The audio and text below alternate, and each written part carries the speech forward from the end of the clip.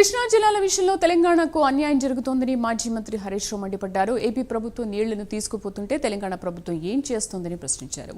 గోదావరిలో మనకు హక్కుగా రావాల్సిన నీళ్లను కూడా రేవంత్ సర్కార్ అడగడం లేదని అన్నారు. సీఎం రేవంత్ రెడ్డి ఏమైనా గురుదక్షిణ చెల్లించుకుంటున్నారా అని హరీష్ రావు ప్రశ్నించారు. తుంగభద్ర నీళ్లకు ఏపీ కర్ణాటక గండి కొడుతున్నాయని, దీనివల్ల శ్రీశైలం ఆర్డీఎస్ కు భారీగా నష్టం కలుగుతోందని హరీష్ రావు అన్నారు. ఈ ప్రాజెక్టులను అనుమతి సాధించడంలో రాష్ట్ర ప్రభుత్వం 13 నెలల కాలంలో విఫలమైతా ఉంది. ఇంకొక వైపు ఆంధ్రప్రదేశ్ ఏమో 200 టీఎంసీలు గోదావరి నీళ్లను పెన్నా బేసిన్కు తీసుకుపోవడానికి యుద్ధ ప్రాతిపదికన ఆగమేఘాల మీద ఆంధ్రప్రదేశ్ కదులుతుంటే ఈ రాష్ట్ర ప్రభుత్వంలో కనీస చలనం లేదు. అనుమతి కావాలి. ఏ అనుమతి లేకుండా గోదావరి బంకచెర్ల ప్రాజెక్టును ఇవాళ ఆంధ్రప్రదేశ్ ప్రభుత్వం తీసుకొని పోతా ఉంది. ఏం చేస్తుండ్రు ముఖ్యమంత్రి, ఏం చేస్తుండ్రు నీటిపారుదల శాఖ మంత్రి, ఏం చేస్తుండ్రు? కనీసం ఇవాళటి వరకు ఉత్తరం కూడా రాయలే వీళ్ళు.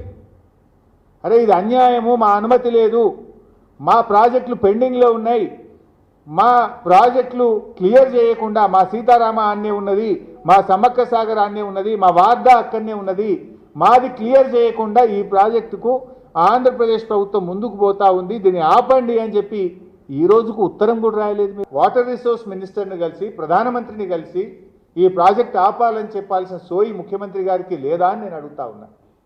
ఒకవేళ కాదంటే ఆల్ పార్టీని తీసుకొని పోండి, మేమందరం వస్తాం. తెలంగాణ ఉద్యమం జరిగిందే నీళ్ళ కోసం.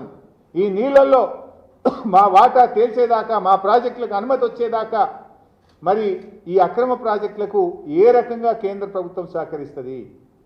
మరి ఏం చేస్తుంది రాష్ట్ర ప్రభుత్వం? నేను అడుగుతా ఉన్నా. ఎందుకంటే ఇది లైఫ్ అండ్ డెత్. ఒకసారి ప్రాజెక్ట్ కట్టిన తర్వాత మళ్ళీ మనం ఇబ్బంది పడడం తప్ప రేపు తరతరాలు నష్టపోతాయి, ఈ రాష్ట్రం నష్టపోతుంది. ఎన్నో త్యాగాల మీద తెచ్చుకున్న ఈ తెలంగాణ నీళ్లలో నష్టపోతే బీఆర్ఎస్ పార్టీ